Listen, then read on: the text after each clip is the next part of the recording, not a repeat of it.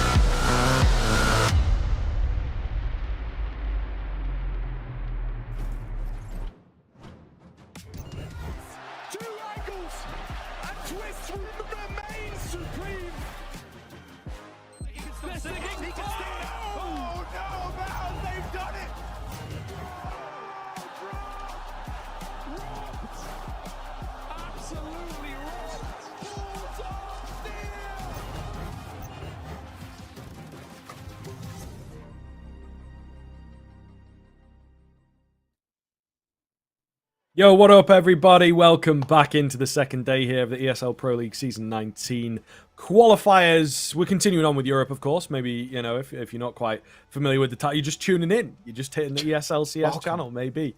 But we are indeed getting into the bigger games now, of course. It is still the BO1s, but starting to, I think, separate some of the teams outright. A really, really big game to kick us off as well. So very much looking forward to getting into it and starting to see who's going to make it through to that playoff stage. Yeah, it's last day of groups, right? I mean, this is kind of the final day to kind of decide where you end up finishing off. If you're in that top four going in towards tomorrow, you enter into the best of three stage, and that's where things really kind of start to heat up. I think fundamentally speaking, this is the last hurrah for maybe a couple of these teams, and they're hoping that maybe with, a bit of an upset, there's a world in which they can make it through in towards tomorrow's action. But when it comes down to it, from yesterday's three best of threes, it's kind of now starting to have the pack together towards the top. We've got a lot of teams sitting in that 2-1 area. And unfortunately for us, the UK boys currently sitting 0-3. And of course, the top four move on towards tomorrow. The bottom two, we have to say goodbye to. Here is how things stand, in fact.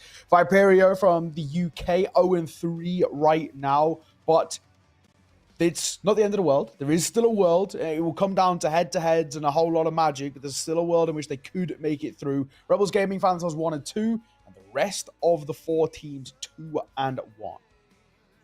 Yeah, it's definitely a tournament, I think, where as well you have to really figure out how you guys as a unit deal with the stakes, deal with the pressure. And it's always something, I think, with the UK scene that can be a little bit tough. They obviously have the domestic tournaments, but they can sometimes, I think, be very much down to like the energy of it, and everybody knows each other. They're a lot more familiar with each other and whatnot, so they can be a bit more interesting and obviously a bit easier to play in. Then you kind of have your tier 2 European. They'll go into the CCTs, make it through a qualifying stage, maybe get to like sort of the group stages of those, depending on which region they're in, etc. And there you can learn, but it's not quite the same. And I think a tournament like this, it's very cutthroat, very quick, very harsh. You're still getting to play a fair few games and a number of different teams, but yeah, you might be like after that first day, like, okay, cool, we've got a lot to learn from there, but we don't have much room to work with. We lost all three of our games, unfortunately. A couple of them come close, but just couldn't quite get it over the line. Whereas you have your, Guild Eagles, your alternate attacks, they're a bit more comfortable with this kind of pressure, these types of stakes. So yeah, really interesting, I think, from a psychological standpoint, how difficult it can be to play in these tournaments. And then, yeah, you might have one good map. You were just getting into it, ready to take them in the BO3. And then it's actually over because it's a BO1, Yeah. So it can be a bit hard, I think, to get into the groove as well if you're not used to it. This is, of course, today's games, at least the first games, kicking off on all three streams. So a lot of games going on at the moment. A lot of Counter-Strike on our screens. Of course, if you choose some of the other games, they'll be across the board. Of course, here on the A stream, we've got a banger. Guild Eagles taking on alternate attacks. On the B stream is Viperio taking on Team Sambean. On the C stream is Rebels Gaming versus Para. Now, if you are kind of those four teams that are within the 2-1 category, you're sitting relatively comfortable right now. It's not, job done just yet, but you're kind of most of the way there. The only other thing that then comes down to is finishing in those top 2 spots gets you a little bit of a better seeding, gives you a better opportunity, theoretically speaking, going forward. If all the results go the way you probably assume them to be, we'd look at, number 1 and 2 facing off against 3 and 4 in the semi-finals, which is number 1 and 2 have arguably the better odds getting towards that grand final on the following day. So it is quite an interesting setup coming forward here. And I think where we find ourselves at the moment, when you're a side like probably Guild Eagles or alternate attacks, you're actually eyeing up this position and thinking, this is a good opportunity for me to finish, in that top 2. Maybe a good run to avoid each other all the way to the finals, post groups, in towards the playoffs. That would be kind of the best thing. And if you're any of the other 3 teams, the biggest thing now for them is avoiding Guild Eagles in the semi-final. Guild Eagles arguably the best team in this competition, the favorites still at the moment. And of course, the way they've been playing, it kind of shows exactly that. If you're any other team, your big thing now is about just trying to avoid them as best you can. Yeah, I suppose that is true. I think this opening game that we have here, obviously, is going to be kind of a taster. We would imagine if everything goes to plan. Now, alternate attacks didn't quite look perfect. Neither did Guild Eagles. They ended up dropping a game there. So I think there is still a world in which there's going to be competition here. And as you said, nothing's quite cut and dry. You probably make it into the top 4, but you maybe want that decent seed. And also just the confidence moving forwards of Guild Eagles. The way they played against Viperio yesterday, just so in your face, playing like winners, playing like champions at heart, right? So I think they already have that mindset, but it's just a case of not getting knocked off of that pedestal. As we said a few times about this team yesterday as well, very emotional team. So something that you really do have to consider when you're playing against the Guild Eagles is that, you know, you can get in their heads. You can get in their heads if you take a few cheeky rounds, take a few clutches, a few ecos, that sort of thing. But this match feels like a taster of what, in theory, we should be getting in that grand final to battle out for the spot. So hopefully we're in for a really nice BO1 here. Yeah, I think it's safe to say as well, you'd probably make a fairly good argument, say Ultra Attacks are probably the second best team here. I mean, maybe in terms of results at the moment, it's actually up for a bit of a debate. But of course, I think Ultra Attacks, in terms of overall, the amount of reps that they've got under their belt is incredible. What we can do is take a little look through the feeds. Now, we caught both of these two sides yesterday, but our map is going to be Anubis. I like this pick. It's a map in which, again, it does kind of fit into the comforts. We saw what Guild were looking like on Ancient yesterday. That looked pretty clean cut and comfortable against Viperio. And I think Anubis has a lot of the same kind of familiarities in terms of you can play it in this loose and puggy style. This is the way that Guild Eagles like to play. Ultra Attacks, on the other hand, this is a map in which we know they can play well. That map yesterday that we saw against Sampi, they looked down and out for the count. They'd lost like 6-7 in the trot, and then they got a second win to close it out. So we know that Ultra Attacks have a very good Anubis under their belt. It's whether they can just find consistency across both halves. Yeah, that's very true. And I think that, you know, Sampi, although a strong team, maybe not able to punish in the same way that Guild Eagles would be able to. You know, I think that's certainly something that if you let Guild Eagles pick up that momentum, it's much, much harder to stop a team like this. So that's also something to consider, that Ultimate Attack's not going to have the same amount of breathing room, the same amount, okay, let's take a timeout and figure out one round and go from there. Guild Eagles are really, really good at just getting that snowball going, you know? So I think it will be a bit of a difficult battle here. I don't know, though. I think, again, as you sort of mentioned and touched on, the side of alternate attacks have the reps, look pretty damn good on this map for sure. It's something that yesterday, maybe it is a bit of an outlier. Maybe they just took their foot off the gas slightly early, and that's what allowed their opponents to get back in. It is still a pretty solid home map for them at the moment. And, you know, they are on a real mean streak at the moment as well. That's something to consider, just having a quick little look here of 7 wins in a row on the Anubis. So I think it just continues to get better and better for this team. Guild Eagles, therefore, will have their work cut out. No pushovers on it themselves, but it's still not going to be the easiest sort of ride for them. Saying that, they've got a little head-to-head here, to be fair now, where it was Guild Eagles that took it in a 13-9 fashion just before the player break there. So that's maybe something as well that plays on the mental aspect of the game. Yeah, there's also, you know, when you look at the overall head-to-head of these two sides, it's pretty competitive as well. Ultra Attacks have won more maps overall, but Guild Eagles have won the more recent series. In that one where they picked the Anubis 13-9, they also picked up an H and OT as well. So it shows that these sides are actually pretty evenly matched. It was a 3-map affair in that best of 3. This is now best of 1, so it's an entire series refined into a considerably smaller amount. But ladies and gents, 4 minutes early, we're into the game. God is good. Let's get this one underway. Guild Eagles taking on Alternate Attacks. This one is set to be a banger. Ultra Attacks picked up their opening best of 1 on this map yesterday against Sampi, and they start day 2 in the same fashion. Well, isn't that the million-dollar question, I suppose? We shall see. It would be really, really nice for them, I think, if they could get this victory under their belt moving into the latter stages of the competition. Synopsy, first line of defense. Not landing a single shot so far. Not as crisp as yesterday's pistols. I'll give you that much for free. A 4K against Viperio. Not finding the same success here at all. Bomb's gone down. He's lost his head. And they've lost a massive amount of control on that B-bomb site. Definitely retakeable here. They do have a smoke and a kit onto the bomb.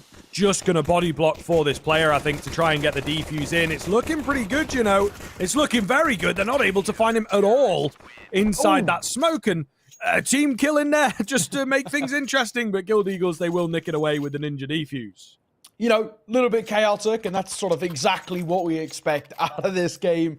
What a start for Guild Eagles, though. That round actually looked kind of from the get-go, from the jump, it looked lost. You know, the B site was taken. They'd had a lot of control. Ultra Attacks had set themselves up into a pretty strong post plan.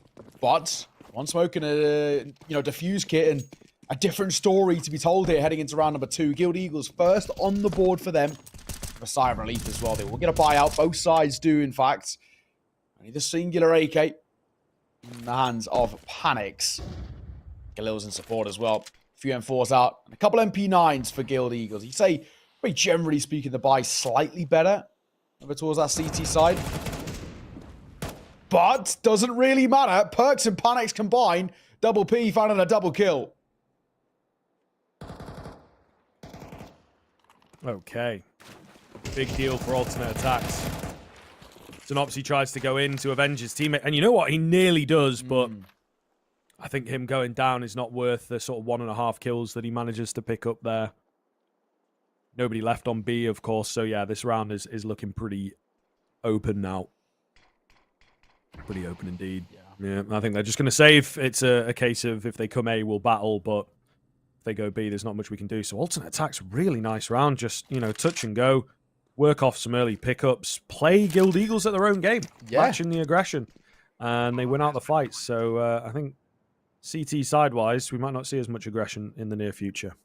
Questions as well whether Senary here can get a little upgrade going. I think, that MP9, not exactly a luxury being transferred over into the next round. You'd hope that you can maybe have something to work with.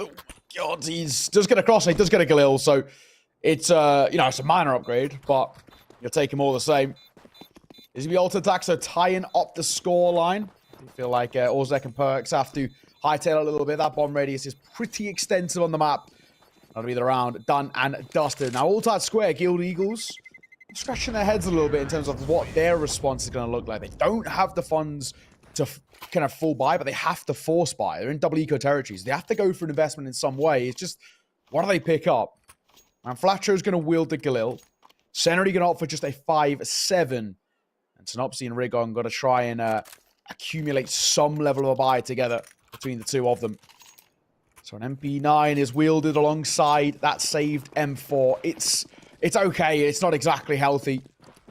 Alter attacks, as long as they play this smart, they should have no issues putting this sort of half buy to the wayside. One would hope. One would hope, but alternate attacks might get a taste of their own medicine if they do not keep their wits about them here on Anubis. It's been a wild map, has Anubis, over the course of Counter-Strike 2, I have to say. Starting to make a bit of sense. And then they changed the game.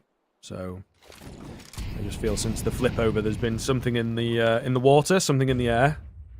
It has resulted in some pretty mental games and very, very unpredictable. For sure, GXX getting aggressive.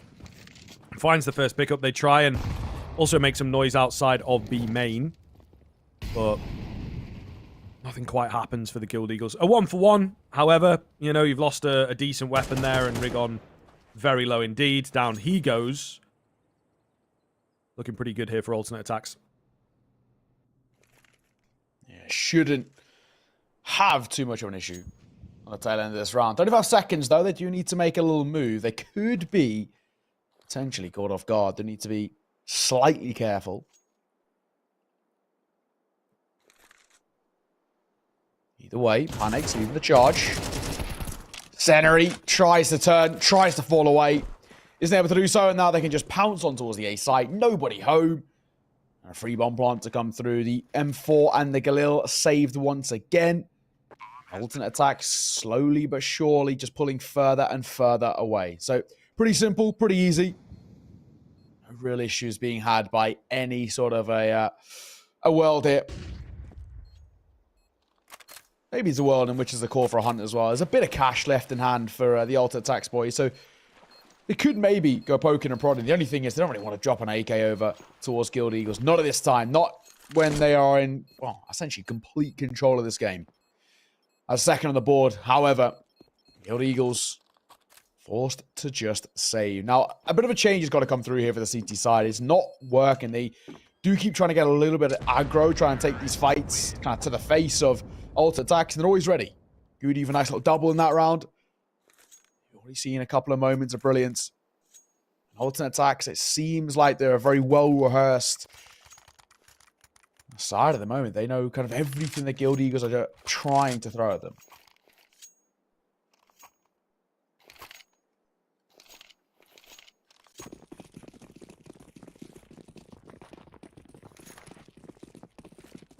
Okay, kind of interested what we do with these rifles here. To be fair, I think Guild Eagles not got as much sting in their tail as they usually do at the start of a game.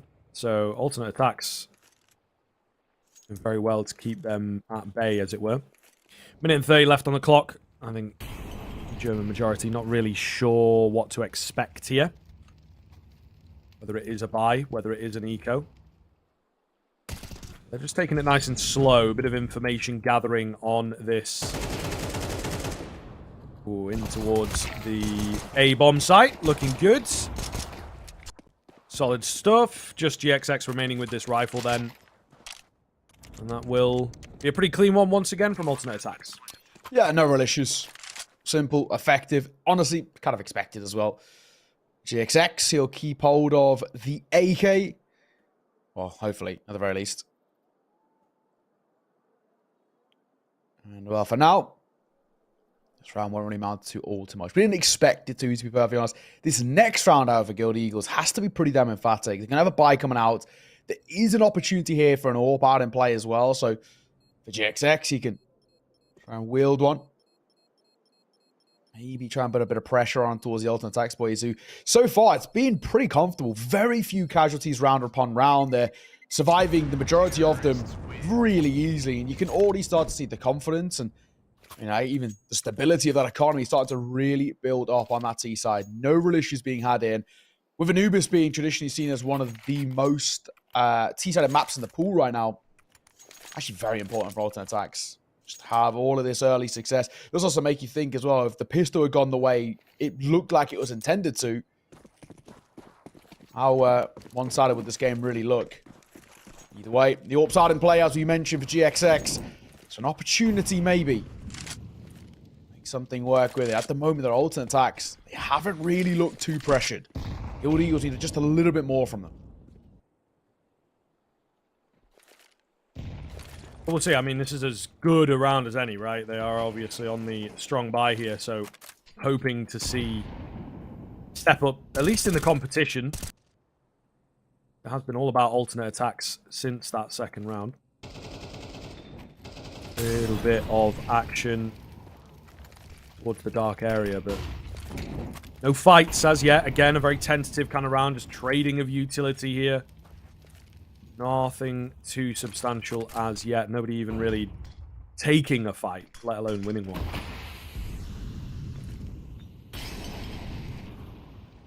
And now, early util dropped in towards mid, but actually nobody going off the back of it. Alternate attacks. Util a bit of a ruse. One's dropped in towards water. So obviously gets flashed on the corner and realizes nobody's there. Has to be a little cautious of the smoke, but apart from that, it should be good. Great timing on the nade. Freeze and Goody eat a big chunk. Rigon steps up for two. Looking for more as well. Back sight, but he's dropped by Orzek. It's a messy, scrappy fight on towards the B. Bomb will go down. Cost them quite a lot on that Guild Eagles side, though. The defense falling a little flat. But Suneri with a cheeky push in, trying to be the hero. And he's definitely going to have to be here with an AWP up the rear. There's not really much that GXX can do to help Suneri, unfortunately. And yeah, they fancy it, but they're unable to really find a way in. Suneri hoping to draw them out. They're actually sticking with it, though. GXX does spot a player, moving in. Trade is there. And with the kit available, we are going to see Guild win the round. Wow. Okay. I think Suneri in his head had gone, you know what, might be a save. But GXX was like, nah, bro, I'm here. Let's do this now. We've already committed to the idea. And they pull it off. That was, yeah, that was really, really wild for a moment there. I just honestly thought they were out. They were like, yeah, don't fancy it, so we're off. Fair play. You know, in the current climate of Counter-Strike as well, when you look at those sort of situations where it's man disadvantage retakes, you never see them attempted. Especially when there's an AWP in play as well. So fair play. Really well done for Guild Eagles. Giving it a go. A very important second round put on the board. Alternate attacks. Maybe a little shell shock off the back of it. Orb kept alive by GXX as well after winning the round. Just gets scooped up. Dropped over to him. So something he can wield above that smoke in towards mid. This time, however, Panics has one on the other side. T-side AWPing Anubius can be very difficult, but Panics had a very good game with it yesterday. So looking for more of the same. Contact through A main here. Senary was just peering above the smoke, but didn't spot anything. So he might be a little surprised. No, he's not. Through the smoke, he finds one. Lovely stuff. Will be taken down on the trade. And there is a lot of space for alternate attack. Picked up the lurking presence of Freeze. Effective. Synopsy going a little wild, but it pays off. He slows them down. Buys some time for the rotation, maybe. But with Freeze on the lurk, the rotations were on pause anyway. So man advantage. Bomb site secured. They're moving in quite fast, though, once they've made it in towards this A bomb site on the guild side, because they know that it is likely to only be 2. Nice find from Goody. Love to see it. GXX with the AWP against 3. He had a lovely round and a lovely push in the previous, but there's absolutely no chance he gets this one. Yeah, got to call it. There's no point going for it as well. The AWP is just too valuable right now for Guild Eagles. They don't really have a lot of money left in those back pockets. It's been good that Guild Eagles has been putting a couple of rounds on the board. The only thing is they've been taking so many casualties whilst doing it that, unfortunately, it's going to leave them in a little bit of a shaky state. Round number 7. All they've really got to speak of here is an AWP. One Flatcher going to go into an upgraded pistol. Maybe Senator can do the same, the likes of a 5.7 or a P250 in util, but generally speaking, alternate attack should get a freebie of a 5th here. They don't have too much opposition on either side, but we've said this and we've seen these sort of rounds and the AWP comes up huge. GXX, now's the time to make your mark. 2 to 4 is where we find ourselves. Alternate attack still holding a pretty commanding, controlling, comfortable lead. Looking to double it down. Senary's got the right ideas, though. He definitely heard Perk's cross here. He'll get out in front. He gets 1. With a P250, that's not too bad. Yeah, I mean, always happy. Return on the kill bonus, and you're obviously dropping a player that has invested, like 20-fold what you've invested. So True. It's fair. And it puts a bit of pressure. There is less light to the bark here of alternate attacks now. So they do just have to be a bit careful. Still got this AWP in place somewhere. We know that it's down towards Dark, and he might see some action in a moment. They are creeping towards him here. He's on that crack. He's ready for the Orzek peek. And he will indeed find the frag. Looking good for Guild Eagles here, I have to say. Alternate attacks look very timid. Very nervy of a gamble stack, it feels. Goody flashing towards Dark from behind. They pounce. What a round. We said these are the sort of rounds that if played improperly, Guild can punish, and they do. And it's barely even the AWP that does, most of the work. Only gets the singular kill, but it does not matter.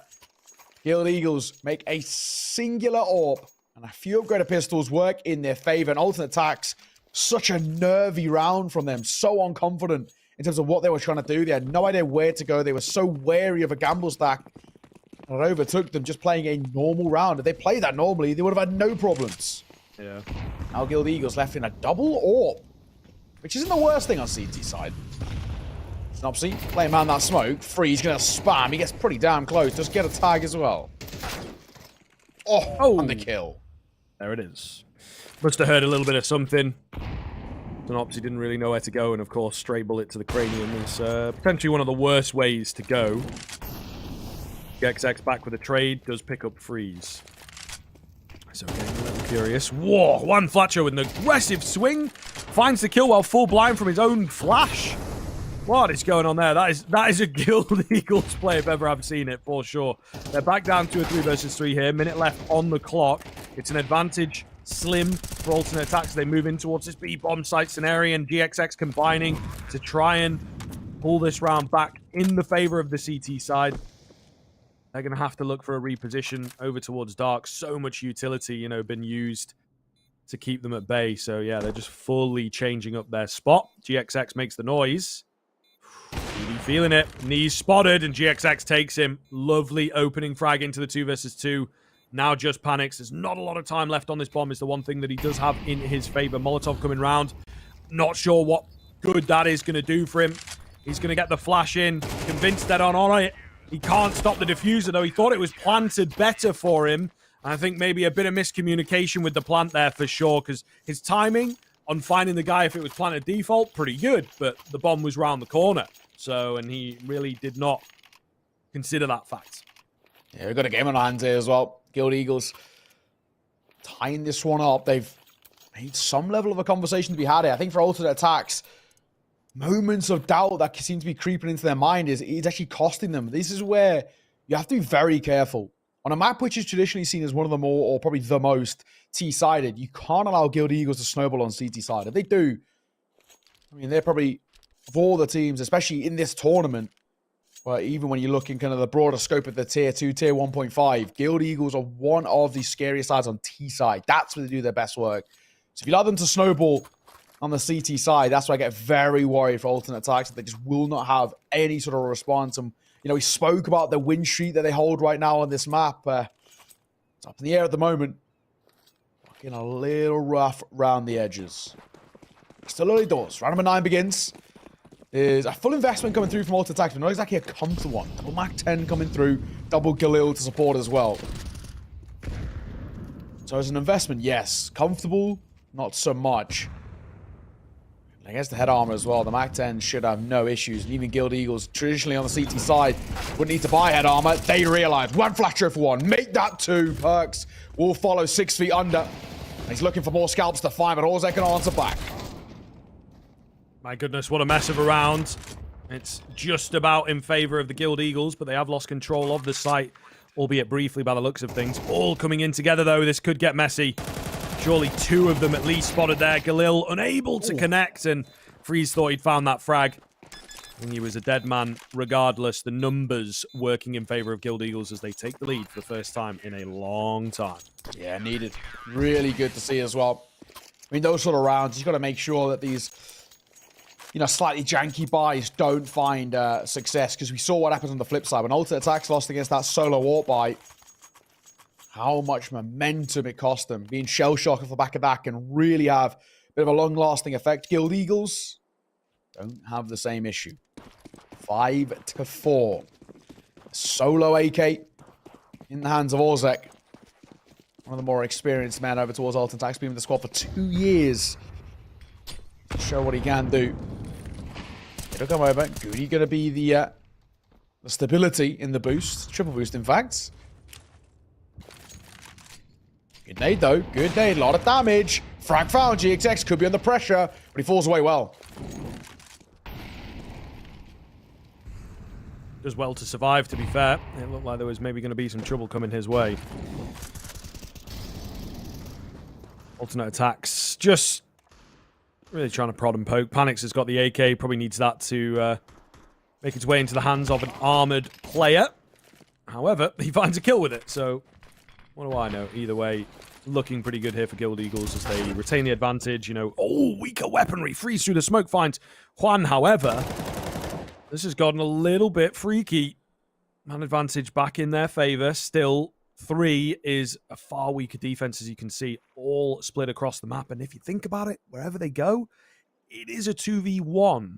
So if they can find the frag cleanly, get the bomb down, that's a neutral game that they've found there. So we'll see how this goes. In towards A. Scenari. Yeah, just playing it safe from Heaven. Really do like that. GXX holding the cross. Yeah, very well played. Great discipline from the type of team that usually loves to take those peaks. They know when they have to just be strict with themselves. Exactly. Good from Guild Eagles, though. Guaranteeing the pair minimum a tie at the turn of the half. At the way they're playing right now, actually a pretty good opportunity to build upon a very strong lead. If they win this round, especially if they deny a bomb plant too, money's going to be once again pretty fickle over towards the T side. So, opportunity to Guild Eagles roster to just keep pushing down on the jugular. Double Glil. Freeze and perks. Normally, would be enough to kind of turn your nose up a little bit at, but they made them work before. Regon playing behind that smoke, waiting for an opportunity. Nothing offering up too early. Alt attack slowing things down in the pacer.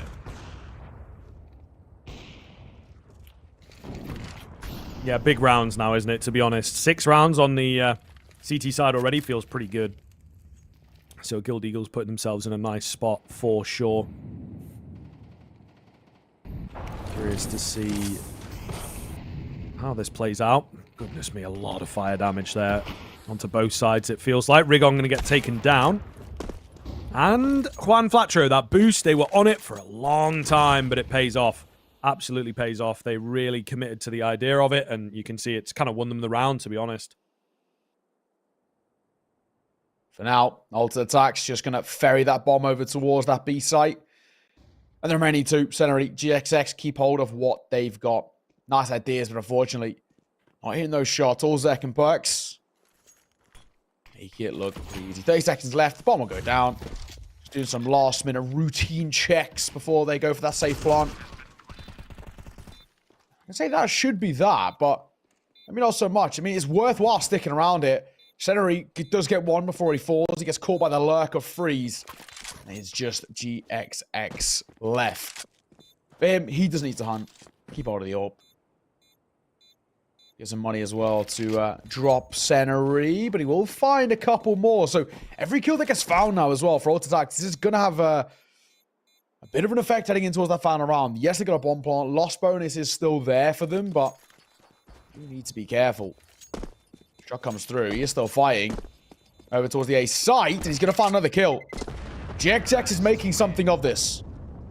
At least a couple on the way out to make it considerably more expensive. But it's the final round of the half. Maybe a little bit less utility, but they should be okay to squeeze together a completely full buy here. Goody, maybe just a Galil for him. But all things considered, not the worst. 6-5. Can Alter Attacks tie things up heading into the final round of the half.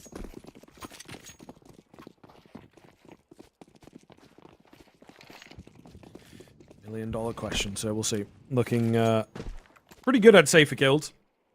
I like where this is at. 6 rounds. Feels nice. Ooh, walking through this, are we? Yeah, he is indeed, and he gets the catch on one. Might just get another as well. It's an AWP up top. However, not aware of the position. The shot misses, panics. Definitely living up to his namesake. They will both just back away and say, you know what, I don't want anything to do with that. I'll take my advantage. You take your survival, and we'll meet again later on. Bit of a gentleman's agreement in a weird way. Perks are fine when Flatro. Out level things, but only momentarily. He's Rigon on his back. Freeze to fall. Goody trying to find a gap in the smoke, but he might get caught. Side swiped. Between a rock and a hard place, he either had the M4 coming from Con or the orb swinging through to Nopsy Foster's lines. In a 2 versus 3 scenario, this is still looking pretty good for Guild. Time starting to tick. Bomb still in their possession. But there's nowhere really safe to go with it.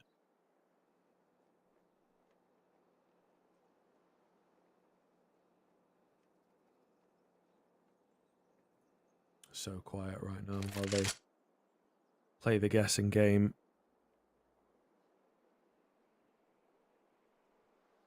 Panics on the entry. Scoped in. Won't have been heard from there, will it? So Seneri still none the wiser. Oh, just creeps around. Barrel spotted. They're going to have to go in for the rush bomb plant here. Nice and open, to be fair, from Panics.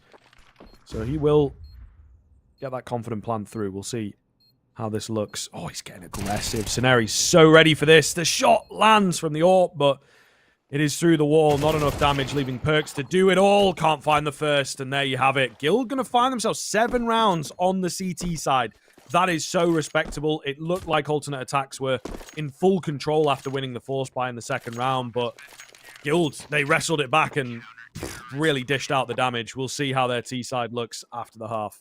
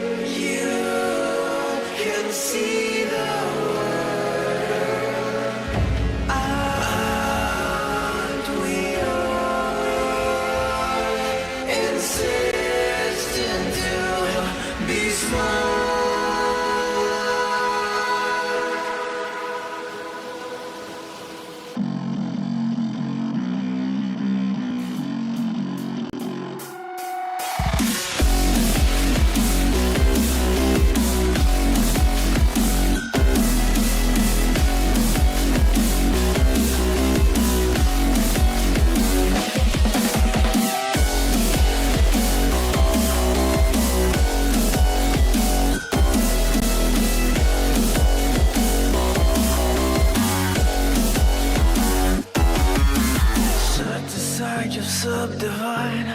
I'll show you how it's done. There's no sight we go inside. The man, he is the one. You build your walls, faith in God. They never come around. Then wonder why we all defy the burden to be born. We're coming home with a mission to bring an end to a terrible land. We are here till you're a mission. We are many of one. We're coming home with a mission to tear you down from your undeserved throne. We can take your conviction. We are many of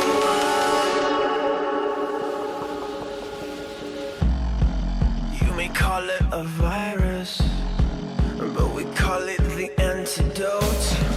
It's an answer to silence. The future is here to revolt.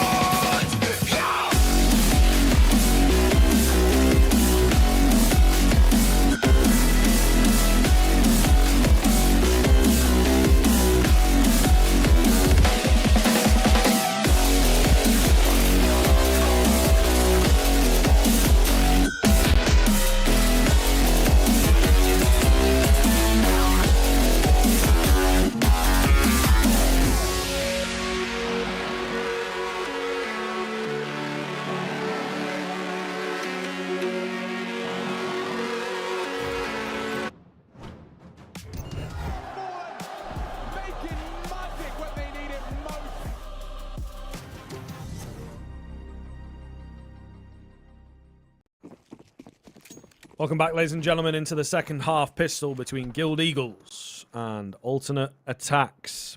Guild Eagles looking pretty good. 7 rounds on that CT side. Keep reiterating it. It's a fantastic scoreline and, in a way, sets them up for the victory here. So we'll see. Alternate Attacks, many reps and a fair win rate on this map as well.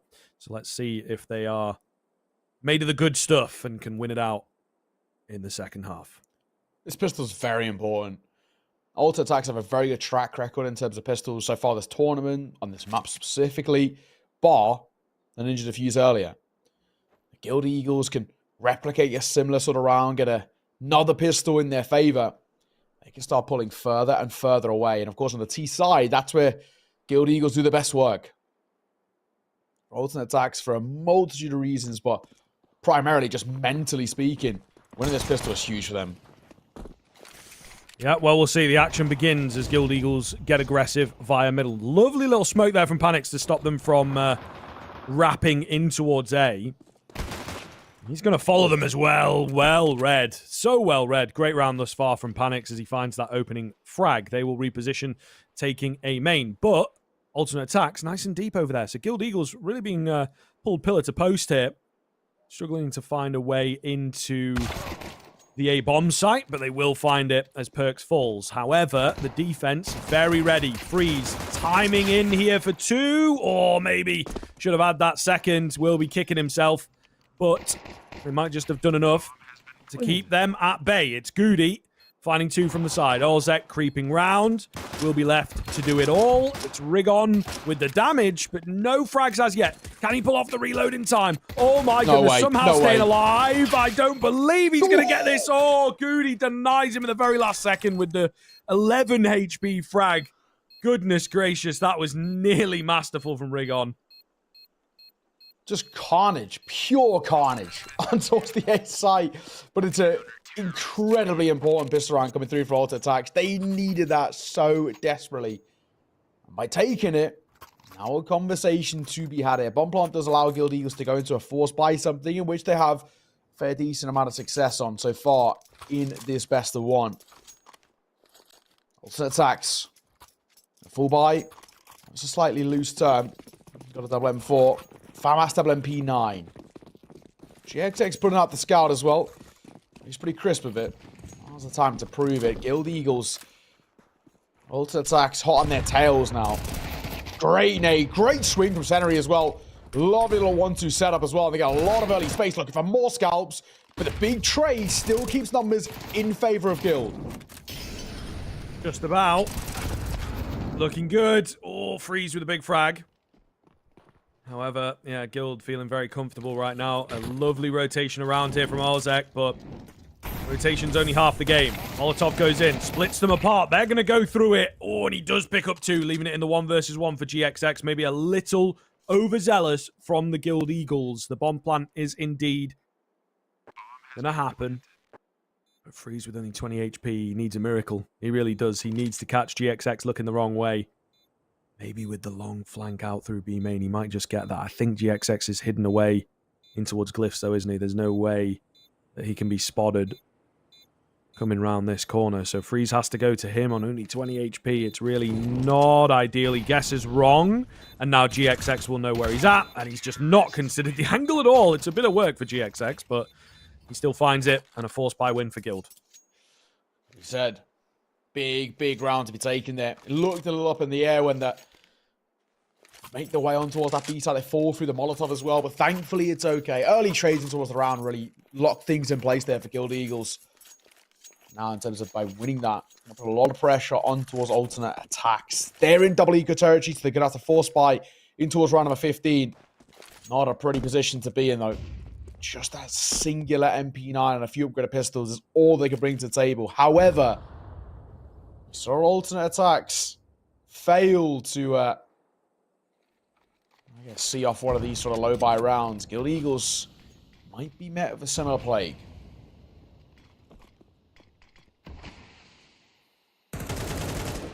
It's possible. I don't know. Guild Eagles, I think, comfortable from this position for sure. And they're not going to waste this opportunity. You can see that just kind of in the energy at the moment, playing very slow, very safe, very calculated, waiting for a frag to come their way, and lo and behold, it does. As Panics falls, they look towards B, feeling confident around the B play as well. Just waiting here, biding their time before they make a move.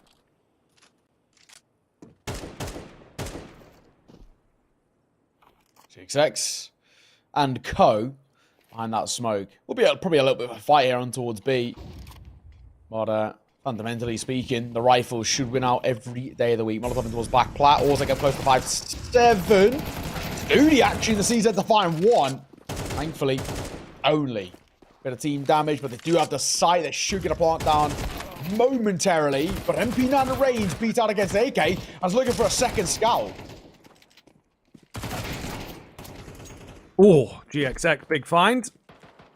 That seals the deal. That will scare Perks off as he moves for the save. So Guild Eagles moving up to 9, looking pretty comfortable. While doing so, it has to be said, he will also go down as well. So really clean stuff. Should be a 10th on the cards as well for Guild Eagles, bar anything mental.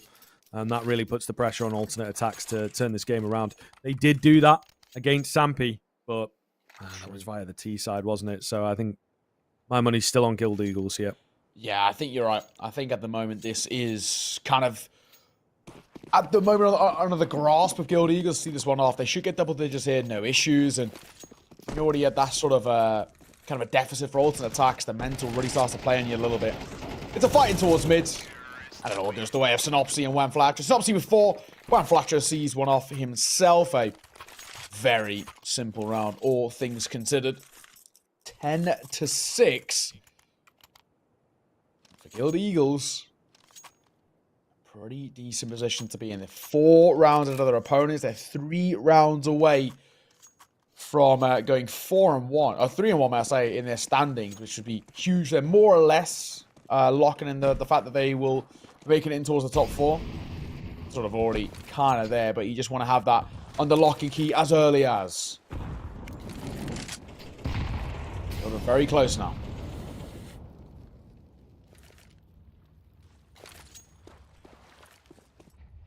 Bit of a scary ride at the moment. Alternate attacks understanding the importance of this one for sure now.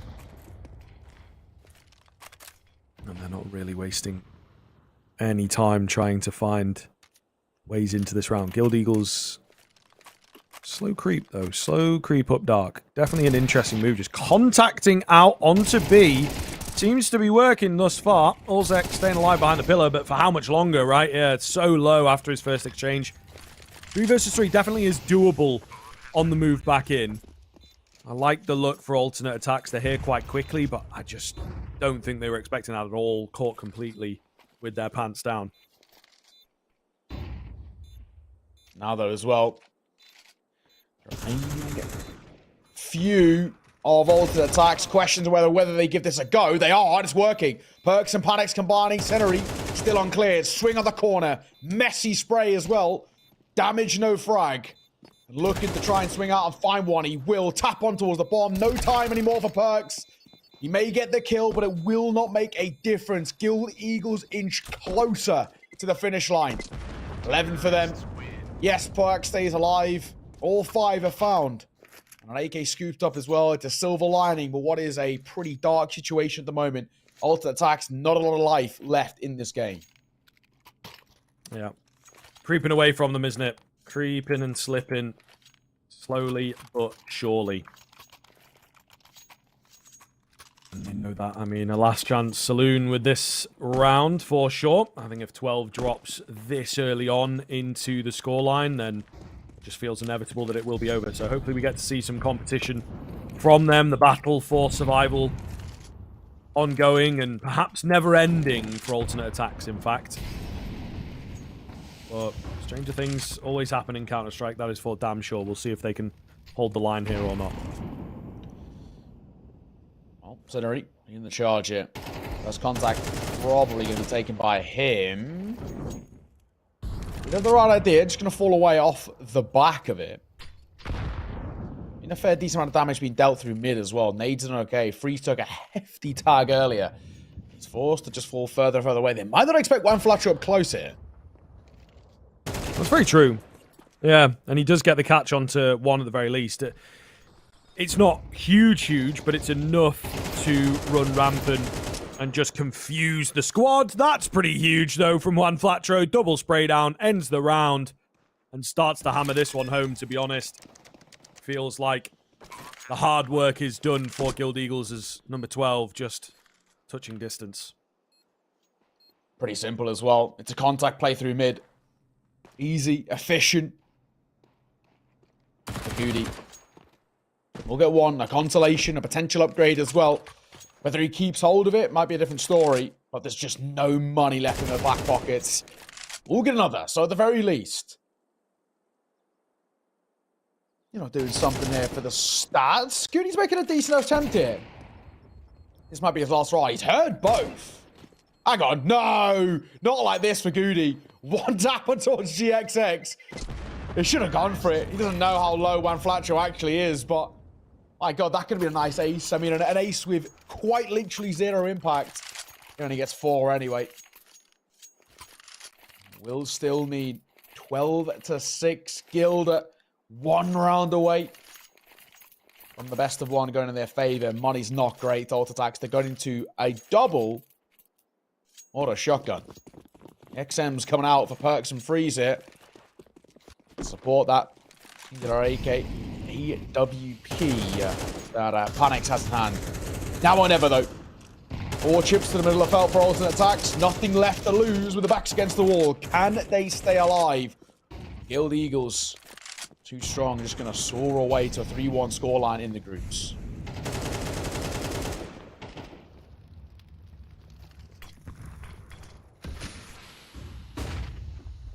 Looking good here.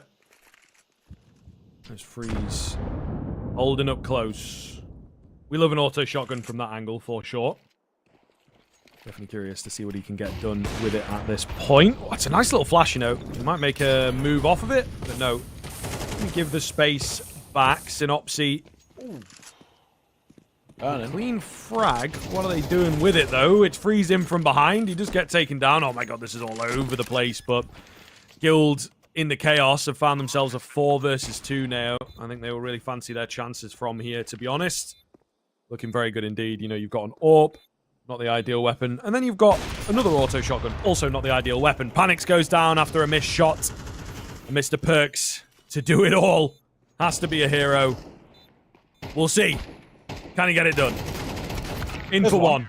Ah, that's it, though. That's it for him. 13-6 in the end. Alternate attacks falling very, very flat there after Yeah. a super strong start. They won a force buy in the second round. We were like, okay, here we go. This is looking pretty good. They are putting Guild Eagles down, but Guild took a moment, stepped back, and just didn't really stop winning for about 12, 13 rounds there that they managed to net from the latter stage of the first half into the end of the game.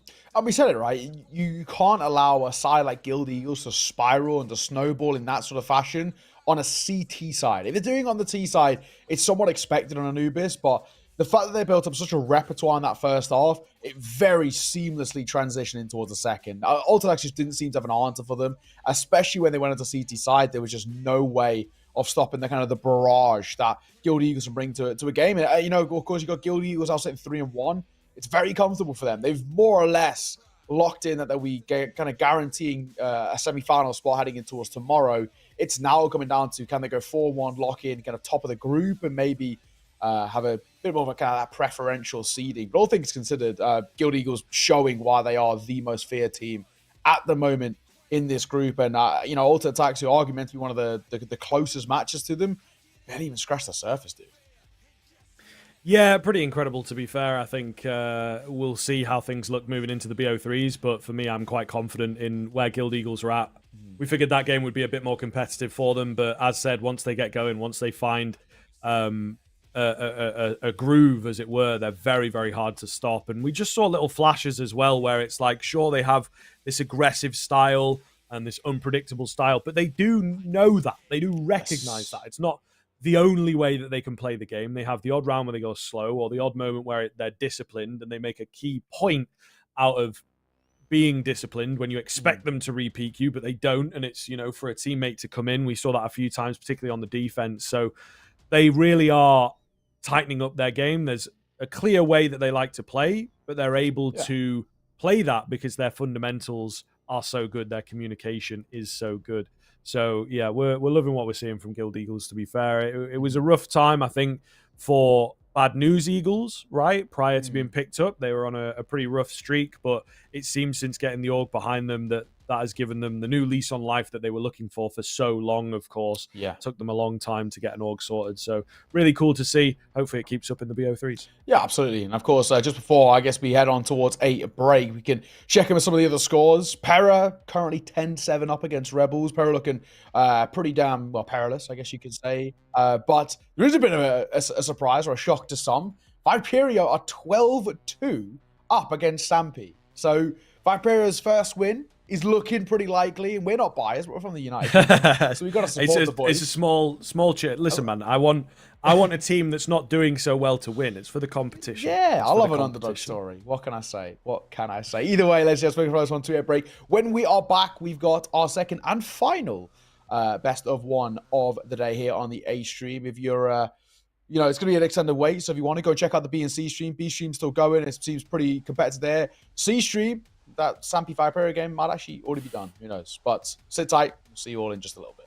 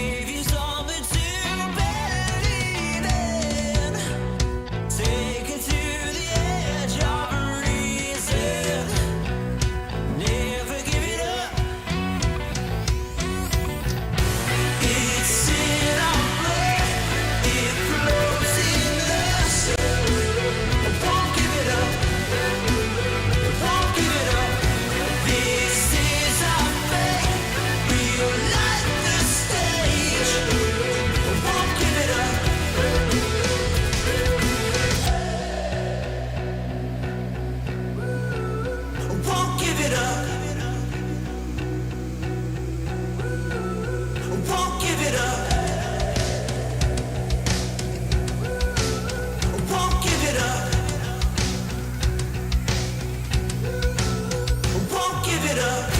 It's in our blood. It flows in the soul. Won't give it up. Won't give it up. This is our fate. We'll light the stage. Won't give it up.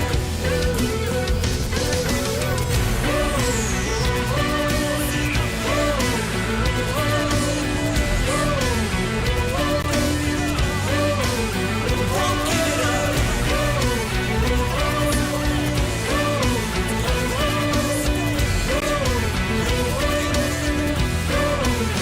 Won't give it up.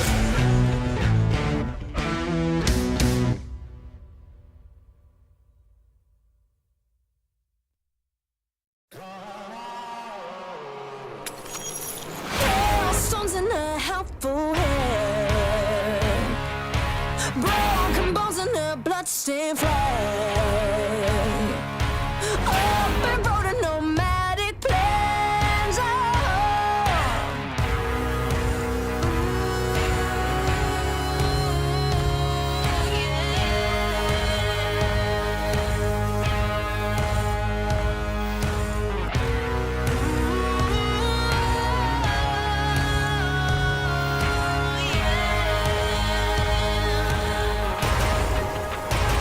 I'm coming to get ya.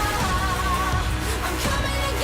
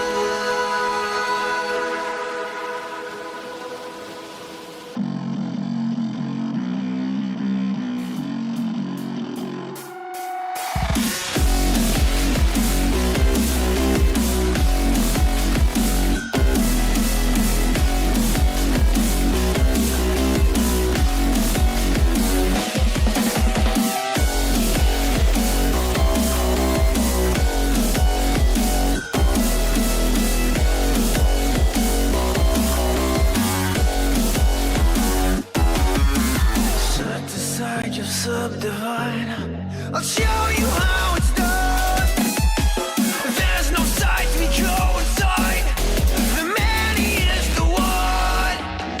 You build your walls with faith in God. They never come around. Then wonder why we all defy the burden to be born. We're coming home with a mission to bring an end to a terrible land. We are here to your mission. We are many of one. We're coming home with a mission to tear you down from your undeserved road. We are many of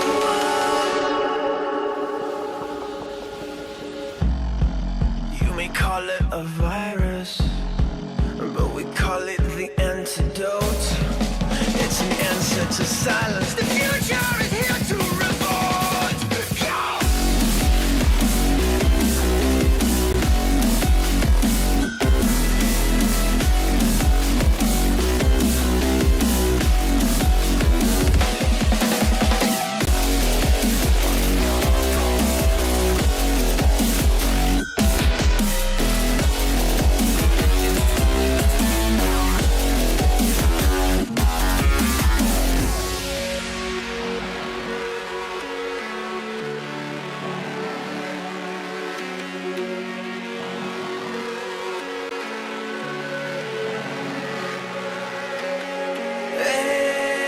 It's so high from here.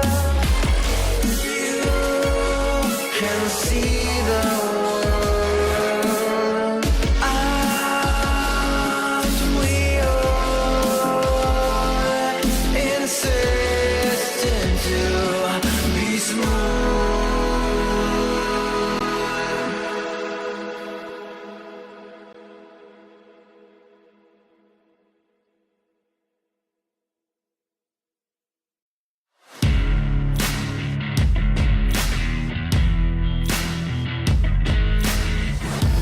Embrace your destiny, slay your enemy, raise a legacy.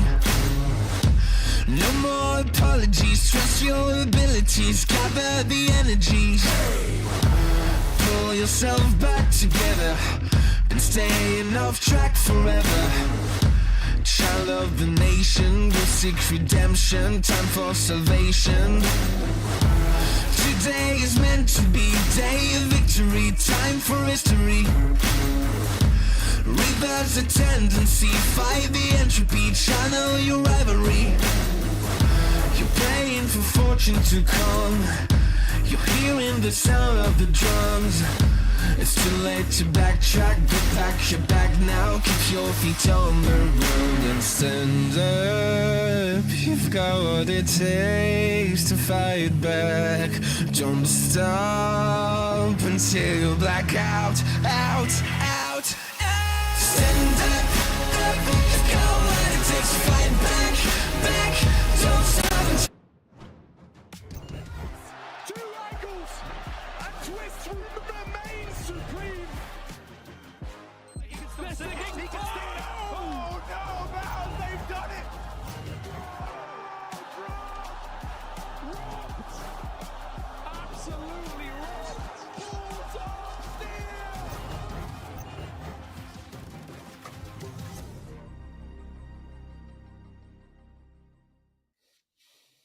Hello, everyone. Welcome back in. We're continuing on with more of the qualifiers for ESL Pro League Season 19. Myself and Naokai, if you are perhaps just joining us here for our second and final BO1 of the day.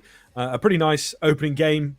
It was pretty fast from Guild Eagles, though, I think, to say the least. They're looking really impressive here. And now we move forwards into our second game. Very much looking forward to it, of course, as always. But yeah, I think things are starting to heat up quite nicely and the standings come up in the perfect time. But yeah, as you can sort of see, we have Hera, in fact, but also Guild Eagles stretching across. Any surprises here so far across the course of the tournament? Not actually too particularly. I think maybe the only one that really, if you'd asked me kind of before the tournament to now, I'd probably say just in the fact that Guild Eagles haven't gone flawless. But this Parasite have been putting up actually pretty good results for quite a while. And in terms of where they place in the world, they're actually not that far behind the Guild Eagles roster. You got Guild Eagles coming in kind of worldwide at 35th in the world, Para 43rd, but they've been putting up some pretty decent results. So Para, at least for me, doing quite well. I maybe would have expected a little bit more out of alternate attacks. The loss against Guild Eagles, I can take that, but to be 2-2, it does leave them a little bit more vulnerable than probably I would have assumed overall. So we'll have to wait and see how things play out in kind of the long term. We're checking in now with Viperio taking on Rebels. And this game means probably a lot more, but at the bottom end rather than the top end. The top end is kind of all but kind of sorted at this point. The bottom end, however, is not. You've got Rebels who are currently rock bottom. They've got 3 points as well as, the 3 games, might I say, as well as Viperio. They're out of the 4 that they've played. They've both got 1 win, 3 losses. This game, if they were able to pick up a win and something like a Sampi, like another alternate attacks were to lose, this gives an opportunity for one of these 2 sides to sneak their way into the top 4. It's not going to be easy, but it's that bit of hope that's there. Yeah, absolutely. I mean, it's a very important game to just get yourself in contention at the end of the day, I think is the big thing. It looks like with it being tracked at the very least, it may well be done off of round difference, but it might also, I think head-to-head wise would probably come in as well. We'll obviously find out if that situation does indeed arise. But yeah, if you want to be within that conversation, you've got to be winning this game here, I think is the ultimate thing. So it's very, very important for both teams. And again, picking up the victories, looking good. You don't want to come dead last. That's also another thing. Even if you don't make it to the playoffs, you can at least say, well, there was one map in there that could have swung our way. We do have the veto here in the bottom. It's Anubis again. So the teams are really liking Anubis in the BO1s. We've seen it 3 times now, I think, on our stream alone. So that's a pretty good number, I would say. Yeah, I mean, right now, Anubis seems to be kind of the popular one in terms of maybe the kind of the puggier side of things. I think at the moment, Anubis is one of those maps where it allows for good T sides to really kind of be exemplified.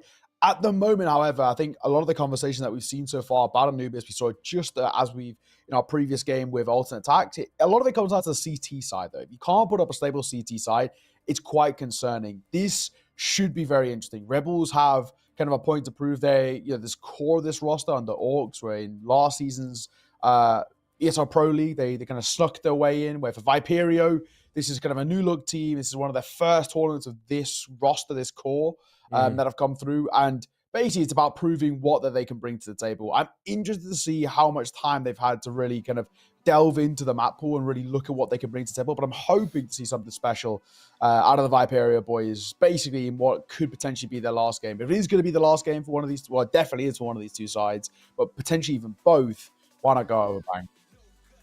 Yeah, absolutely right. You want to bring a banger game, and obviously a lot to learn, really, especially on the Viperio side, as we've said, getting into the more international European stakes-based tournaments can be a bit tough for teams of this caliber. So that's why, we like the national championships as a concept, but being reinvented, maybe coming to a close entirely, that's above our pay grade at this point. But for now, it's being put on hold. I can say that for sure.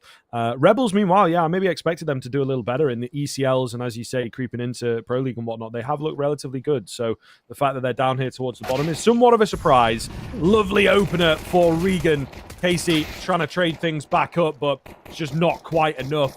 Only 1 frag from him. Looking very good here from Viperio with the burst out on towards A. Kisarek alone. He's been spotted. He's now in a gunfight, trying to just close this gap, deal with the players in on the bomb site. Go for that Hail Mary. Pulls the Julies down on the recoil. Clearly a master of dual wield, but cannot get any more going. MMS will see him off. Not bad. Nice and easy. Simple start. I think as well for Viperio, this is kind of, about confidence. They 13-2 Sampi. I mean, Sampi are no joke of a team. We saw them, day 1, game 1 for us here on the A stream against alternate attacks. They went the full distance against what is a pretty solid alternate attack side. And Viperio to be beaten 13-2. A lot of that confidence seems to have come hand in hand in towards their second game of the day. Every pistol goes their way. Good money as well means a good buy. Got a triple Galil setup, an AK in the hands of Pandito. And Zodi got himself a Mac 10. It's a stacking towards mid for Rebels. Not expecting a lot here. Seems like they've kind of misread the situation. Once again, Viperio are going to test towards A. However, the CT pack are rotating in this direction. Could get a little interesting. You would assume in favor of Viperio, but they might get caught, you know, in transition, nades in hand, etc. It's actually a team kill that comes in, but look at the flurry of frags. So hard to keep up with. The team kill does make all the difference, to be honest. It's only 2 kills across 4 rebels. But a 1 versus 2 when the dust settles and a low HP Mango could get very awkward. They bail out quite well, get the bomb down. That's where it gets difficult for Olymp, really. He doesn't have, obviously, any support, but he doesn't have any utility, doesn't have any information. He's just going to have to go charging in, making all the noise in the world on this one. Smoke goes down. They'll give it a little look. He's trying to find that bomb, but it's more open than he was expecting. Clean on the first, you know. Just not ready for that second guy. Very, very, very close. It is Viperio getting it over the line. Yeah, I mean, much closer than they probably would have hoped there, but all that matters is that they lock it over the line. The only difference now being that what would traditionally be seen as a kind of a bonus buy for Viperio is actually a bit more of a full investment. They got kind of the rifles out. They haven't got a lot of money left in the back pockets of this round is to go south. So this triple Galil buy for the Viperio side a little bit more important than we usually assume in these third round affairs. Rebels, however, no issues. They ecoed into the loss. The M4s are on out. Try and make something work with it. Mango. Spamming the smoke. Nade will break it. Oh, Mango through the smoke, though, finds Kisarek. That's such an important opener. Kisarek falling, Viperio can now group together and start playing the body system.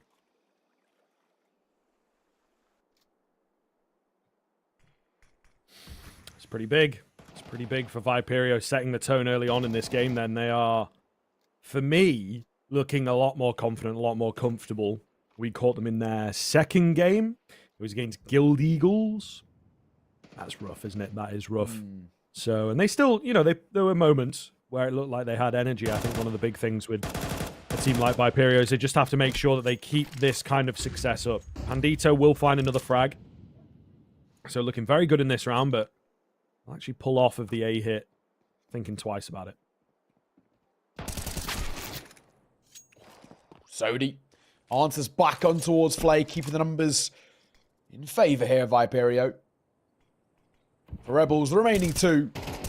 Not looking too pretty. Casey had an idea. Did find one, the low HP of Pandito. Zodi quick on the trade. And all that is left is one man. SNX. A lot to do and not a lot to work with than a 1v3 here. It wouldn't even be the worst decision in the world to play for kind of a save angle or exit frags here. A rifle's better than nothing for Rebels in towards the next round, but so far, not so good.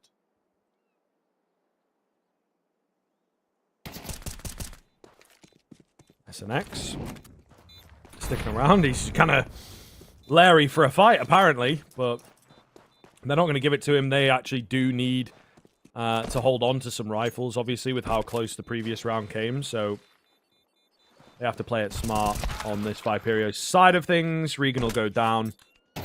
SNX is low, going to get followed up on, so, you know, best of a bad situation, I suppose. You do lose a bit of cash yourself, but you obviously deny all the guns away there, forcing a half buy from Rebels. Got to be said now, this is looking pretty decent early doors.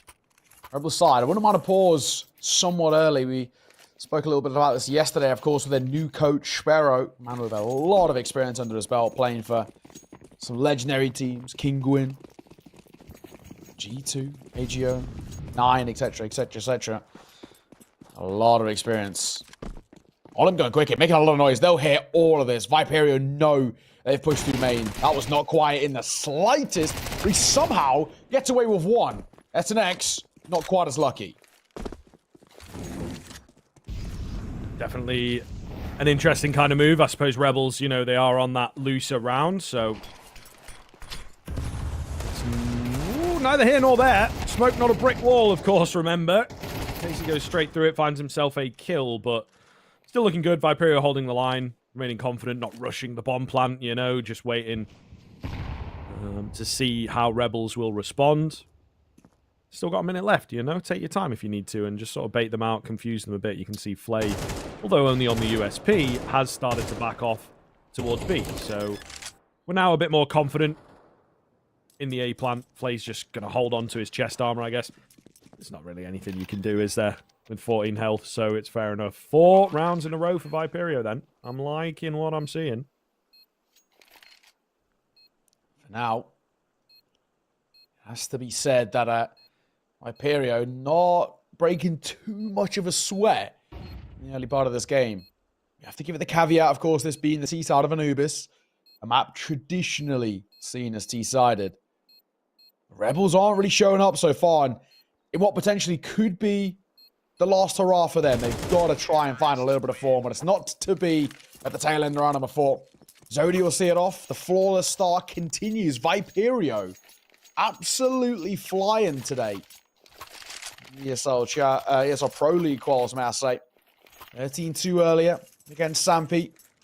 And now 4-0 to start off in towards their second game. Only we had a little bit of this yesterday. Might potentially have been a side that we could talk about what the future could look like in towards tomorrow. It still is, but it would require some upsets in other matches.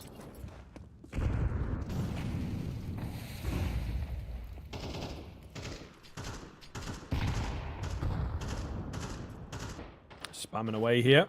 Nothing really coming off the back of it, just being annoying at the end of the day. A little bit of nade damage, but a slower start into this round, I think. Quite an important one, especially for Rebels. They want to make their presence known, get themselves on the board. As it is beginning to look a little problematic.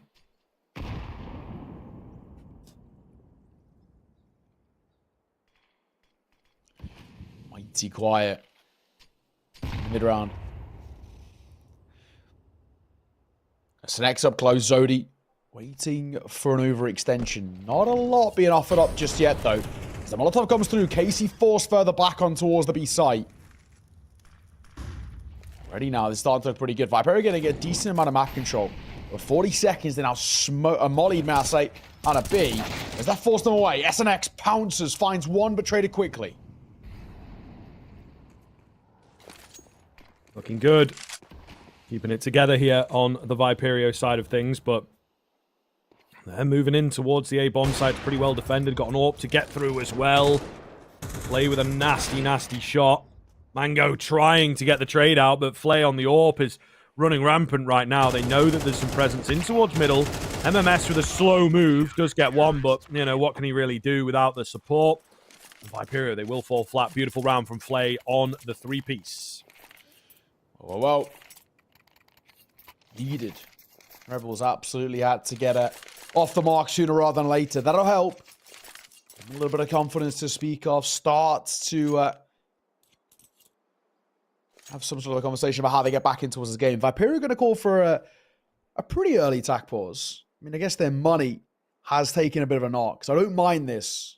An opportunity for Pap, the coach, bit of a legend in the UK scene, to start trying to figure out what he can do to get back into this game. It's going to rally the troops a little bit. For Viperio, I'm assuming we're not going to see too much of a buy here. Only really Mango can buy. Bandito could get an AK. Full armor would be no util. I don't think those sort of risks are worth it. Maybe a half buy hit. Fully investing towards the next. However, yeah, speed too soon. I do. Triple Galil. Singular AK and a Mach 10. They are going to go for the full buy. It's a very risky one as well. Lose this. Eco in the next. And Rebels can start to close the gap significantly. It's going to be a tight game sooner than Viperio realize. That is very, very true, sir. Definitely worrying here. But this is the opportunity for Viperio, isn't it, to bounce back, show us what they are made of. We're talking about keeping the energy up and feeling, looking good. This is all a part of it now, the bounce back factor. Big catch from MMS as Casey goes hunting for info. Will be traded out, but they're here protecting each other, watching the same sort of sight lines. They net a man advantage, and you know what? Pandito is about to find that the A-bomb site is completely clear. Probably will call for the teammates. Unfortunately, they start going the wrong way. So this gets a little weird. How are they going to play around with this newfound information? For now, as Mango finds Olymp. Looking pretty good. Bandito finds Kisarek, and everything's starting to slide into place. All that's left is Flay. Or anything about Flay as well. Of half armor, that Galil is actually even more precarious. Even the M4 as well. He's trying to save. No. Flay's going for this. This is ballsy. Has to be set from here. Missed shot. No chance now. I'm assuming he maybe thought they were going towards A, so he's going to save over towards the B site. Not 100% sure, but in a 1v4, giving it a go, gotta give him the credit. However, it amounts to absolutely nothing, just losing the orb. That means Viperio once again extend the lead to 4 rounds. And once again, dampen the mood in the Rebels camp. The economy not looking too great. Only really Kisarek can fully invest. SNX maybe a little bit for himself. Everyone else, not too good. But we just saw this. A force buy could maybe work in their favor. So maybe Rebels try and match them at it. And I think at this point where they're at a fair, decent deficit, a risk or two isn't the worst thing in the world. Off the back of the pause, Sparrow's had a chat with the boys. Round number 7 commences 5-1 in favor of Viperio. And they're looking pretty damn smooth sailing right now. Not a lot has been, problematic really for this side. Yeah, it's quite nice so far, and as said, that was a really important round to prove to themselves and to us if they could bounce back or not. And they do just that.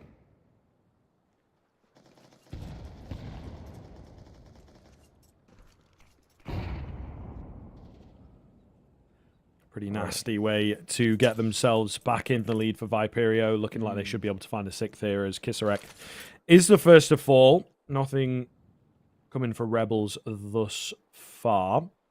So we definitely do worry for them, I think, if they're not able to get this next rifle round going, because this one does not look like it's going to get off the ground. I think you're right. 4 remaining for the Rebels side, and a few Deegs to try and hit some pretty crisp shots to stay alive. I don't want to say it's impossible, but it's pretty highly improbable. That'll do it. Olym got util.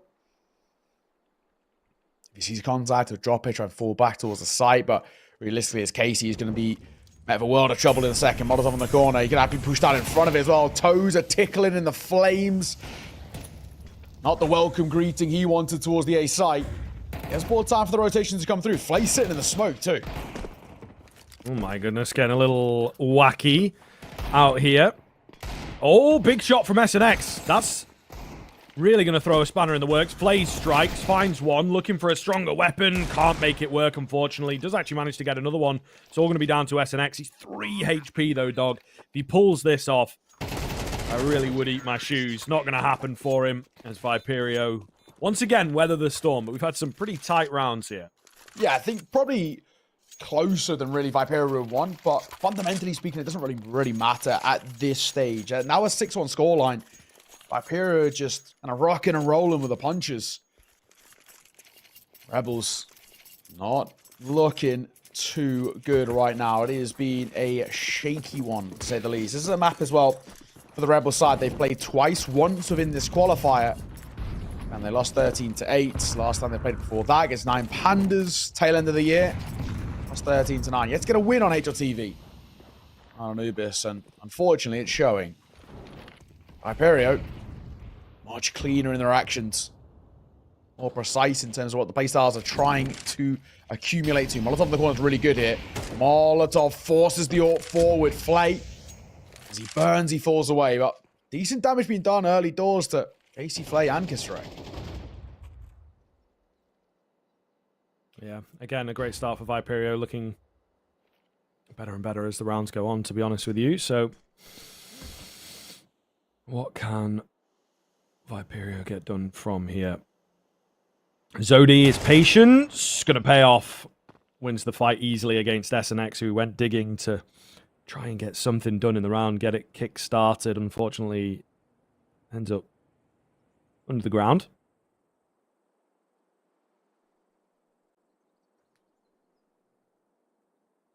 It's not game over just yet, though, for Rebels. Well, they may be low. This time ticking does always make me feel a little worrying. Just shy of 30 now. In they come towards the 8 site once again. Molten goes back black. Casey playing into his back corner as well. He's waiting for the fight to come through. Pop flash in the corner. Kissrake might try and go through. That's risky. The bomb might not be safely planted, but Regan holding. That'll give them security. Viperio now can set themselves up in a post plant. I don't think there's too much of a chance here. Maybe spoke a little bit too soon as Flay finds a kill, but even still, a lot of angles to clear and not a lot of time for a side of only 1 kit. Yeah, not ideal, boss. Not ideal. They're going, though. They're going. Time ticking away. Nothing creeping in. Nobody taking any wide swings. They know now that it is low time. Big one from Regan, to be honest, to just seal the deal, honestly. And now making it out. The retreat. Oh, Flay gives it a good college try there, but unfortunately will go down. Viperio moving up to 7. This is impressive. This is really impressive, regardless of the level of the team or whatever. Just any caliber. 7-1 is a great T-side start. Yeah, I mean, this is looking exactly the same as what we were kind of seeing from a bird's eye view on HLTV of Viperio against Sampi. They 13-2 that Sampi side, and right now they're on track to go just that one better here against Rebels with how well they are playing. Only we saw this Viperio yesterday. Going for a real conversation about a secure spot in those best of 3s. Away, flash in the corner. Not a lot offering up here as well. I'm going to try and play behind that smoke, but again, Viperio happy to play with the pace, slow that tempo down, and kind of force the Rebel side to use a lot of the util, which they don't really have all too much. Makes retakes all the more harder. Minute 15 on the clock. They've barely moved, but they bait out quite a lot of util info out of the Rebel side.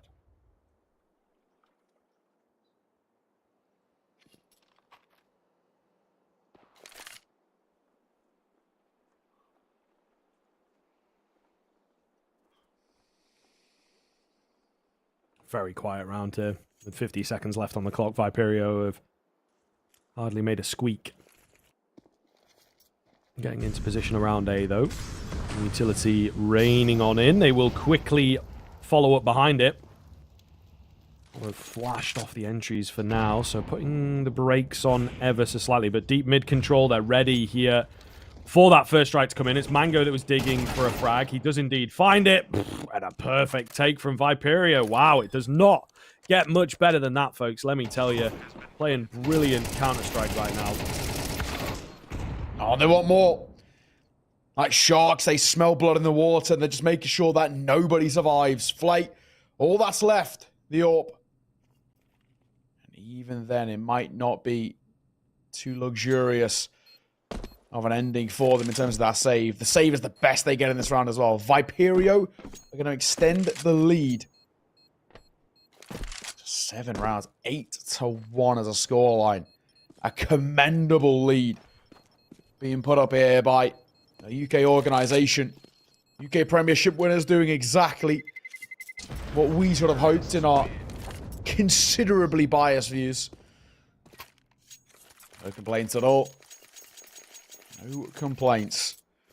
Money not great for Rebels. Buying around this AWP's going to be pretty difficult.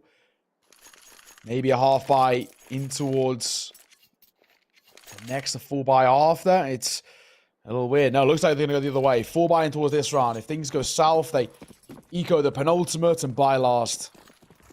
It's a tough decision, though, for Rebels. They're playing a eternal fight within the server against Viperio, but themselves, in terms of the funds and the playstyle, the mentality of the game. Nothing is slotting into place for this side. The AWP's gone aggro, though. Pandita's holding for it. Does Flay clear him? Mango needs to be careful. Gets picked off. Flay now going to check. He doubles away, drops a smoke, and first time in a long time we can say this is a good start for Rebels. mess. Slow swing. Nothing coming up for him, unfortunately. You know, Viperio in a position where they want to find a return frag. Oh. Utility's a bit rough here on towards B. Flay going to find another. Having a great round. Kisarek just insult to injury with the Deagles as they will not stop fragging, apparently. Pandito was this flanking presence, and you can see what he can do. 3 in quickly from him, but it's just too little too late in the end. And that's a steal from Rebels for number 2. Yeah, definitely around that we wouldn't really expect Rebels to be taken, but I think considerably better in terms of how they approached it. They've just got to take a little bit of onus upon themselves. Got to get into the early fights. A proactivity coming through from the Rebel side. Works well. They kind of catch Viperio napping. And you can see why attack pause has been called here. They're trying to, at least if you Pap, the coach, kind of wake up the team and say, that's a sort of round we never should be losing. Has given a bit of an opportunity as well over towards Rebels just to stabilize the ship a little bit. Like it was sinking at a rapid pace, but I'll be able to plug those holes into the tail end of this first half. 2 rounds on the board, an 8-4 half. It's not the worst in the world from what has been a pretty rough and tough performance on the Rebel side. To get 4 rounds out of the CT side, it's not the end of the world.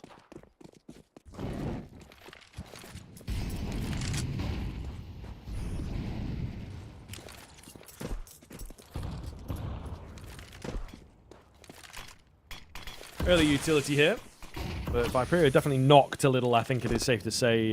Nao, they are playing quite safe in this round, and they have taken their foot off the gas the past few, to be honest with you. We saw a lot of very fast rounds in the beginning. But in all this silence, they have managed to get Zodi in behind. That's kind of crazy. Just got to be careful not to lose too many on the frontal attack, to be honest. You know, Orp comes into play once again as Flay is having a wonderful game, not just few rounds.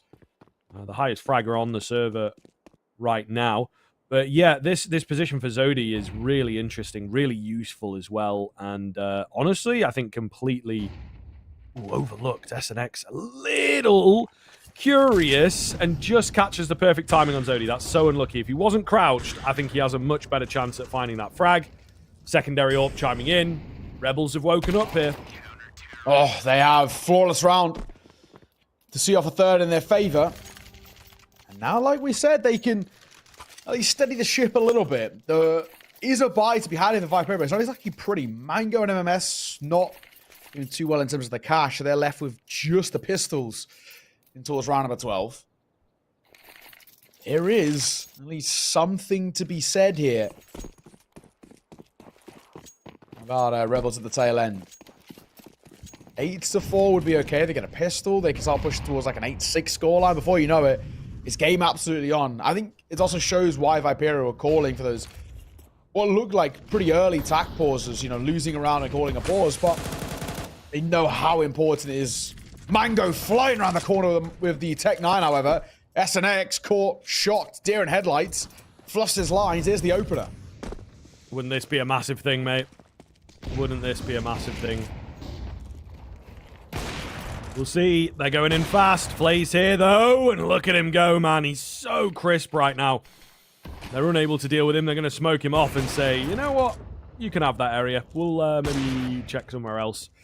And they're going to move away. Take a look towards B or just a reposition towards A. Hard to tell, but they have, of course, given up the spot. It does look like it's going to be a B hit here. And Kisarek, he's ready. He's calling for the rotations. Oh, he's going to go unchecked as well. The kill onto Casey comes in. Pandito is on the ball right now. 2 very big kills to make this round look doable. Double AWP as well on the retake. Really not a great look for Rebels, but they're here fast is the big thing. Pandito going to go unchecked. He gambled on the fact that nobody would be moving in from the temple area. He gambled correctly, and a big catch at the tail end of the half. 9-3 in favor of Viperio. Is it enough for them to get their second win? We'll find out after the break.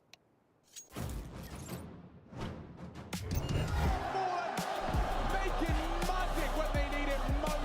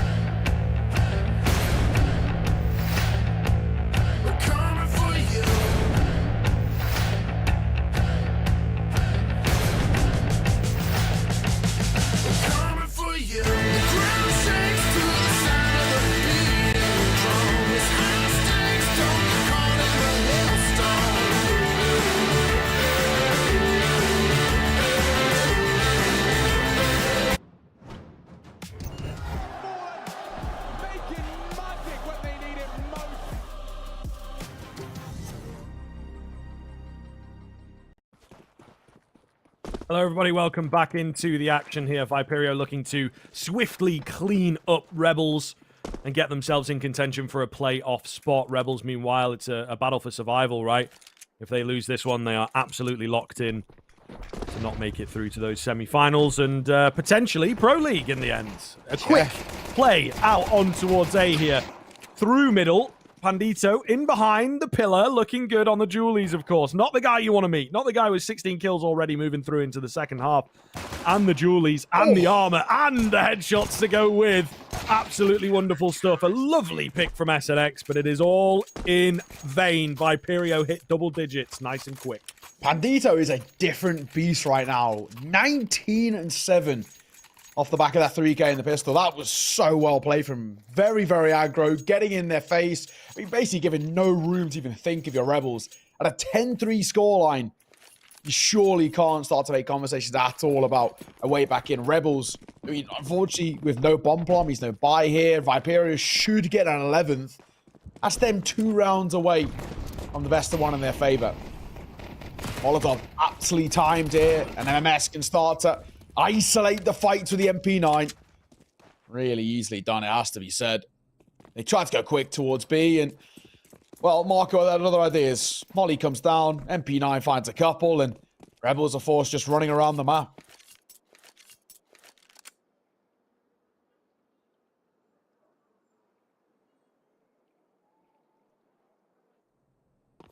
Well, if they can net a bomb plant, I think that would be a wild turn of affairs here, but it should be an easy secure for Viperio. The site's pretty well defended, and Regan finds the double, right? He's going to drop the bomb. Not a single kill coming in. Beautiful stuff. Something that Viperio did struggle with on that T side in the early stages was getting their economy rolling. A lot of very close rounds, so the fact that they're able to secure that one is probably a very nice feeling for them, and I think sets them up to have a lot of space to lose, you know. I think they'll be very happy. And, yeah, they're in a comfortable spot to take this, honestly. I agree. Viperio. This is a bit more of a truer bonus buy. We were speaking about Viperio not being given that opportunity for a true bonus buy in the first half. Not that it matters. They still won out regardless. This one can play with a little bit of lesser weaponry. See what they can do. Regan drops an aid.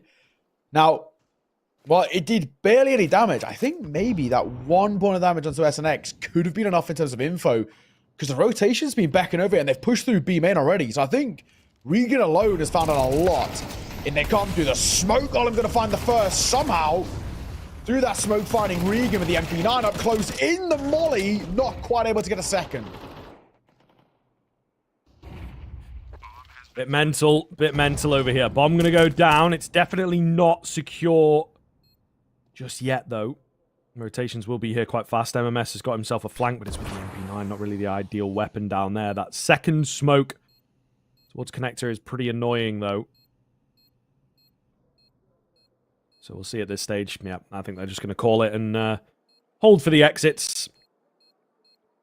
It does help for the buy in the next round. MMS especially can drop across, so not really much they can do here, and they'll be able to get a decent fight going into the next. And MMS, he makes himself some cash on the way out. Lovely stuff. They're all going to go down. I think that Molotov will certainly keep Flay at bay and make him an easy pick. Yep, MMS takes him. Lovely, lovely finds there at the end. Yeah, gotta be said, as things go, you can take a real silver lining away from that. You know, you got your opponents coming in with much better weaponry. You're on a bonus buy with a guarantee of a buy in towards the next round. The fact that they've made that so expensive is super important. You can see Rebels now kind of jumping around the idea to be going towards the AKs of full armor, but then having basically no util. There were a few of us have to drop in towards Galils just to pick up util for executes and post plants, and unfortunately, they ended up having more Galils than AKs. However, the Galil's good for the first. MS will answer back.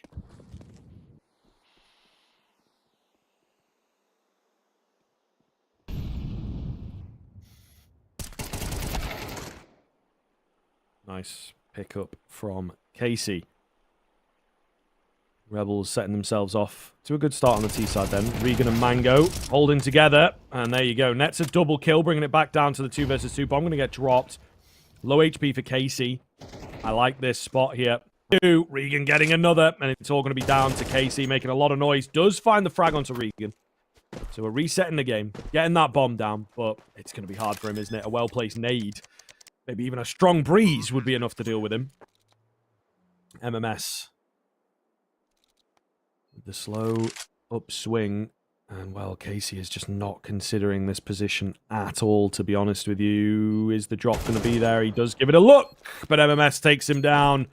And a big, big win for Viperio, netting 12, nicking it away. Fantastic hold from Regan. He's had some great rounds thus far on the CT side from that pillar position in particular. And that might just be all she wrote. 8 in a row. Starts off with a very weak buy as well. You know, it's just looking insurmountable for Rebels. It has to be said, it's been a pretty comfortable game of Counter-Strike. A pretty comfortable day for Viperio. Off the back of the 13-2 into what is now on the cards for a 13-4. The way they're playing, this is a side that can compete with some of the best. It's just unfortunate that they didn't see this level of Viperio yesterday. Either way, close this one out and they give themselves an opportunity. If it does come down to round differential as well, a 13-2 and a 13-4 potentially would be very important if need be. Casey, up towards Con here. That's an X in behind as well. SX might be a bit of a human flashbang here. Half armor and just a Tech 9. Might be all he goes for, but he's only going to find Flay. Or could be messy, but no, they're going to hold strong. Looking good. 1 remains in the form of Kisarek. And he was kind of that lurking presence, bringing the bomb a bit later, and they've been held at bay here. Zodi will find it. A flawless round to finish it, and pretty much a flawless game the whole way through now. Really, really, really solid showing from Viperio today. They have obviously gone away, done their homework, and done a lot of learning after yesterday, and it has shown with a couple victories and a couple really clean victories here. Not quite solidifying themselves into the playoffs, but as we have mentioned a few times, it does put them in contention, depending on how our other couple of games go and how those teams perform. Yeah, I think when it comes down to it, we've got to give a lot of credit to Viperio. Off the back of what was a pretty rough day, the only team going 0-3, things weren't looking too good for them at all. And there was also, a very strong conversation to be had that they could have, come in towards day 2 pretty dejected in a weird way, and then nothing really came from it. But they've learned a lot, first of all, but also the way in which they've recovered between day 1 and day 2 is pretty impressive. There's still a world in which they make it as well. It would require results from some of the other games to kind of go in their favor, which I think at the moment aren't looking all too hopeful. They needed kind of one of, if I'm right in saying, they needed Sampi to beat Guild Eagles, I think. And then they needed alternate attacks to lose, maybe something along those lines. Yeah, let's have a look. You got Viperio sitting currently right now. Yeah, they need alternate attacks for Sampi. They need both of those teams or one of them to lose for them to go in towards that top 4. At the moment, it's looking pretty good for Sampi as Guild Eagles are 12-6 up against Sampi, so it's looking good for Viper in that sense. Okay. On the other sense, not so much. Also, it's actually 9-7 up against Para. So currently, where things stand, it is a little bit up in the air in terms of whether this Viper side make it in towards tomorrow. However, a 13-2 and a 13-4 in terms of round differential is very good for them. I think it could actually be enough for them to squeak their way in towards the semi-finals tomorrow. Yeah, I mean, definitely keep your eyes on that, folks, if you are tracking everything here and interested to see whether Viperio make it through, because Guild Eagles looking pretty set. They may well have already won it on live kind of thing, but we're just going off of HLTV here. It looks pretty set that Guild are going to win that, and then Viperio, of course, beat Sampi. So even if it is sort of round differential, if it's head-to-head, then they're all good, I would say. Round differential, they've obviously boosted that quite a lot today, so that could also have a factor. So yeah, definitely keep your eyes on that one, folks. It could get interesting here. It could get very, very interesting to see who makes it through, but ultimately a fantastic day from Viperio, in all fairness. Some great Counter-Strike coming in. Guild looking vulnerable in places, it would seem, with the way that some of these games are going down, but ultimately just showing that they have that extra level that they're able to tap into as compared to the rest of the teams. Another team, it would seem as well, that did a lot of learning and got a lot more comfortable coming into day 2 with what is looking set to be 2 dominant wins today for them as well. So, yeah, pretty solid stuff all round. Yeah, exactly. Well, ladies and gents, that more or less will conclude all of today's action. It's only a quick day. 2 best of ones for us to see out the groups. I know the B stream and the C stream are still going, so if you're still itching for a bit of Counter-Strike, go and check out those. We'll be back here on the A stream tomorrow. It's just the A stream tomorrow, if I'm right in saying. We got 2 best of 3s, both semi-finals to be bringing you. And then, of course, on Thursday, the grand final. 1 spot in Pro League remains. And, well, 4 teams make it through from the groups in towards tomorrow's semi. So you aren't going to want to miss it. It's all down to the last couple of days. It's been a pleasure. Myself and Screer, thank you for joining us. See you tomorrow.